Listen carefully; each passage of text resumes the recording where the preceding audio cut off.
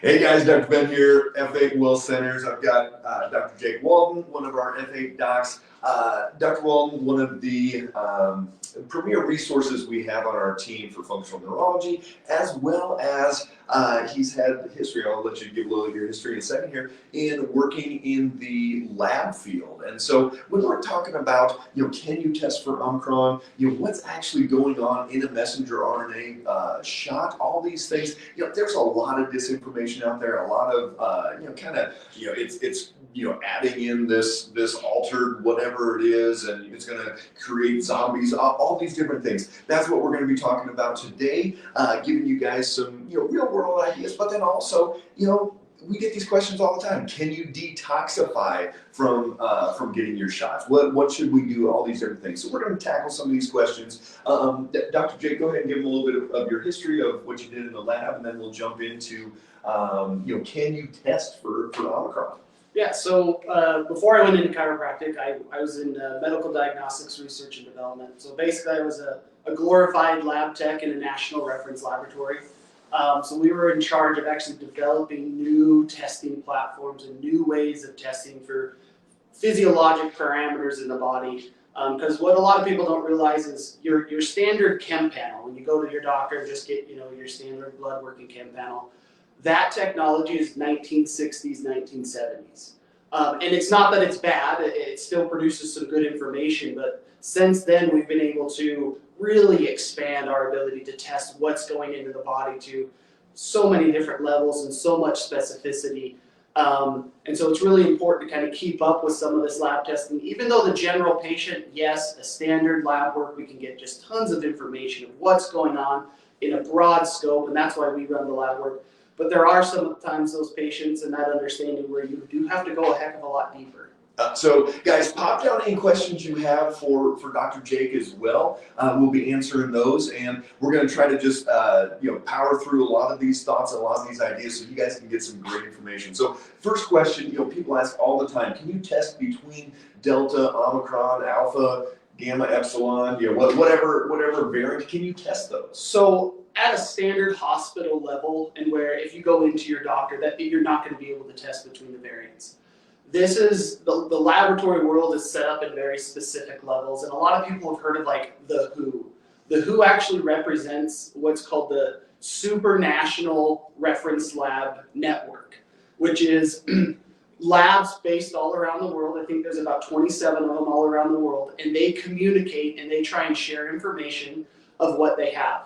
In the US, we have national reference laboratories. We only have a few of them. They're not too big. You can't. Three? Yeah, something like three that. In the country. And so essentially what you can, even a normal doctor can't just call up and say, hey, I want you to run some testing. Their job is to gather information from all sorts of hospitals, laboratories, bring in special testing, and they're the ones that really code and basically do gene sequencing and figure out what exactly every virus is. Because as we know, a virus is basically a protein with a strand of DNA inside of it. And the virus tries to connect to the cell and insert that kind of DNA strand so it can replicate itself. That's how it works. So basically, there's only 3 labs, maybe 4, in this country that can test between Omicron, Delta, all these different things. So, if you hear somebody say, oh, local Colorado or local Massachusetts or whatever, is seeing this percentage of Omicron, maybe a few samples from the local labs are being sent out to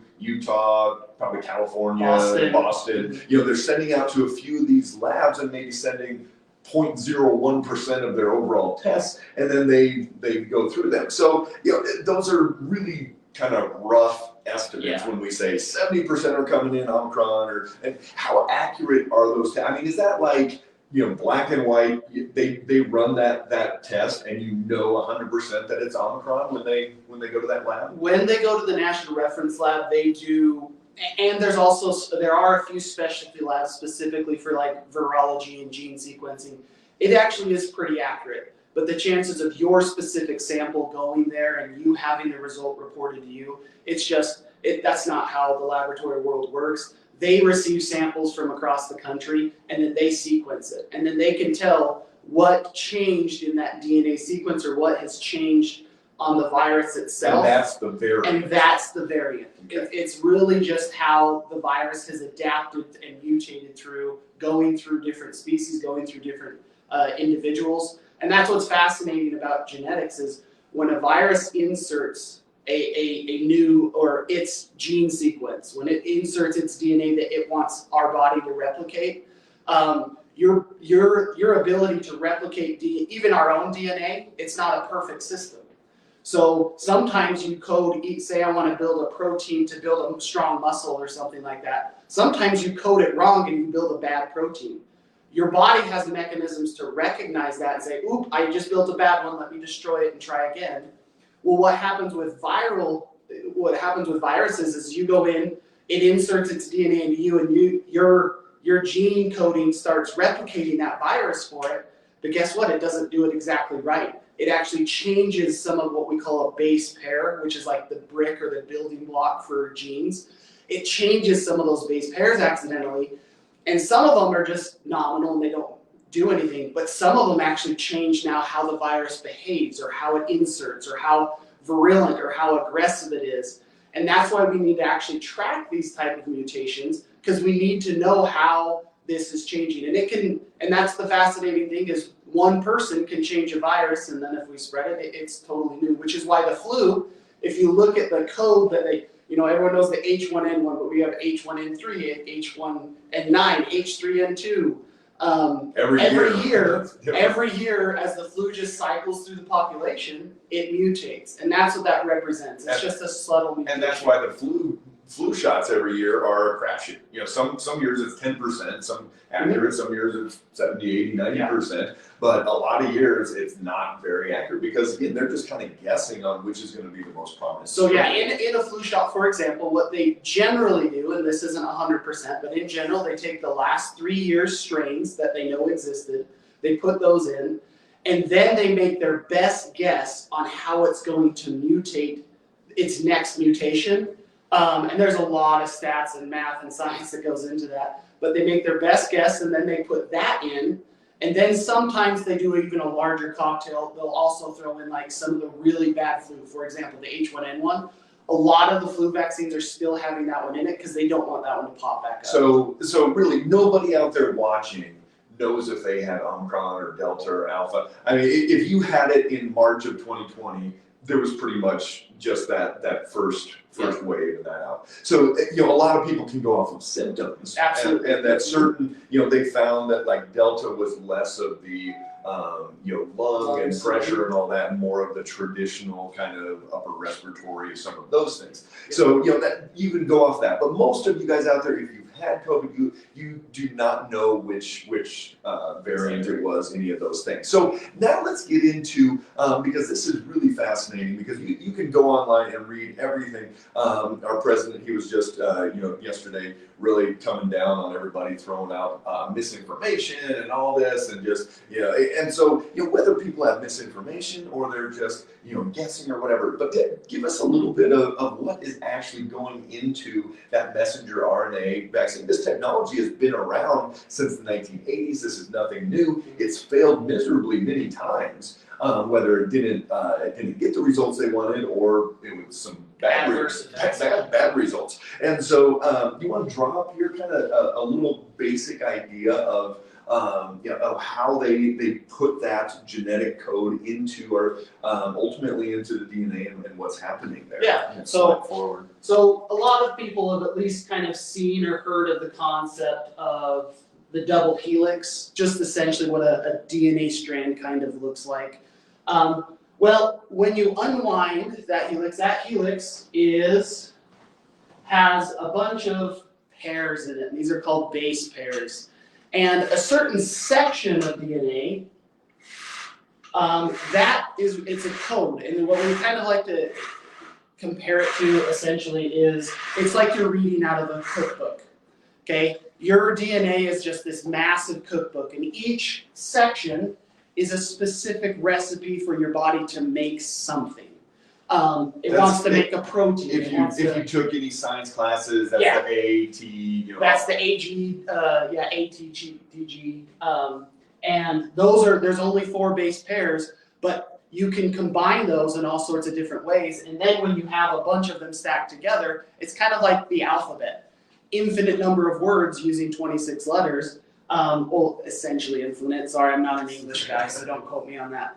But essentially with just those 4 base pairs, if you stack them in different ways or in different sequences, when the body comes in, it has little molecules that come in and they read that DNA. So they split it open and they read one side of it. Because what's fascinating is just by reading one side of it, the body knows how it likes to pair both sides. So you actually only need to read one side of the code. When you read that code, all of a sudden you create this strip of DNA or base pairs. And this is carried by what's called an mRNA. And the M stands for messenger. Basically, this is the message that's going to get sent to the other parts or the other proteins in your cell, and they read this, and then they say, oh, guess what? I'm going to make this new strand based off this message, and this new strand is going to code for a new protein. And this protein, and this is, sorry, I'm kind of going off the board here a little bit, and this protein can represent an antibody, or it can represent a tool for your immune system to fight a virus. So essentially what an mRNA vaccine is they say, look, we know that there's a strain of DNA that we can code to tell our immune system to give it a boost or try and make it learn the virus. And we'll just draw like a generic virus here with its DNA strand in it. So your immune system says, look, I'm going to try, this is what the laboratories do. They isolate what this DNA actually is, what this strand is, and then they build it. And you can actually manufacture these types of this messenger RNA in a laboratory. You just get the base pairs and put it in that sequence. How specific, and when we talk about, okay, we were just talking about variants and how that genetic code can change, and that's why only certain labs can test for that. How much can this change? So when they come up with this shot, and it's based off of that was looking at that first wave coming through, that alpha, whatever they called that first one coming through, that it was based off of that one. As it evolves, will this become less effective in theory? Well, yeah, in theory it can. And that's why some of the mRNA vaccines have not worked in the past. Because what happens is this virus, it comes to your cell, we can still see, right? And it squirts or inserts that DNA into our cell. And so this is why we've said all along that viruses can't replicate out in the ductwork and everything. They have to have our body. They have to have a host. And so inside of that cell, that's the importance of zinc. Getting zinc into that cell. Zinc will stop this replication, but you need things like quercetin, chloroquine, some different things to drive that zinc into the cell. And then what really is great about our body is it notices, hey, I've got this random strand of DNA in my cell, and if the cell recognizes that, it puts up a flag and it waves down your immune system, says, hey, I've got something weird in my cell. My DNA is supposed to stay in my nucleus until I build a protein, then I squirt that protein out so the cell can use it. But if you've got random floating DNA, your cell basically says, uh-oh, I messed up. I need to die. And so what your own cell will wave down your immune system and say, I'm infected with something, can you come take care of me? So I think a lot of people are concerned that, is this actually changing somebody's DNA? Can it change somebody's DNA, or can it just trigger at that cellular level? We've got all these receptors on the cells, and it's all about, and that's the whole point of epigenetics is that, sure, you've got genetics for breast cancer, but does that have to be triggered? Same thing here. Is this actually changing our DNA, or is it just changing our expression at that cellular level? It's for the most part changing the expression. However, remember, if this mRNA does get into our nucleus, and it inserts into our genetic code, which is actually kind of the goal for it. If it inserts into there, now the body it's now incorporated into your gene system, and as that cell replicates and things like that, now you have a basically manufactured strand of DNA, and we don't know exactly how that's going to code in the future continuously. So when people talk about, we get questions all the time, people direct message, oh, can I detox this out of me? So I think they're thinking like a traditional vaccine where it's got lots of heavy metals and other things that are problematic, and you can like bind those out and different things. What we've seen, and we've done a lot of blood work pre and post, and seen a lot of different things, and what we see mostly is this inflammatory process that kicks in. But so when people talk about detoxing from after you get your shots, is that even a thing? For this, it's really not, because a lot of times, like you said, the standard vaccine is what you have is what's called an attenuated bacteria or virus or something like that, where they basically take a virus and they chop off its legs, so to speak, so it doesn't just function as well, or a bacteria or something like that, and then the immune system can recognize the main part of it and mount a really good response. This one's a little bit different. I don't think there's a fantastic detox. The best thing you can do is just boost your body's immune system and your liver's and the anti-inflammatory, but because it's not really, there's not like a bunch of heavy metals and all types of gnarly stuff that it's carrying it. It's more of truly that genetic and the potential. And what we've seen is that potentially there's some people that with autoimmune and some things that it can rev up that immune response. And the people where it revs up the immune response is when you insert this DNA, because your immune system's just so overactive and so aggressive.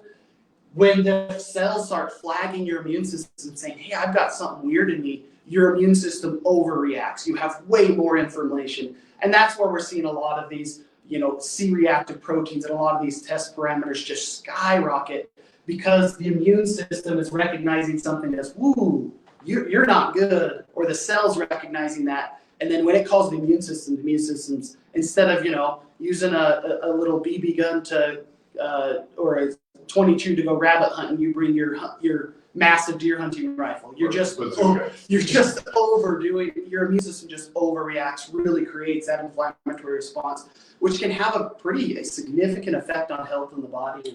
Well, we know that 95% of disease, chronic conditions now are inflammatory based. At least, if not 100%. So, anytime we start messing with inflammation, there has to be a concern. And so what do we do? So, for that person that's a nurse and going to lose her job, or a teacher or whatever, and they're like, what, for my family and financially and everything, we've got to do this.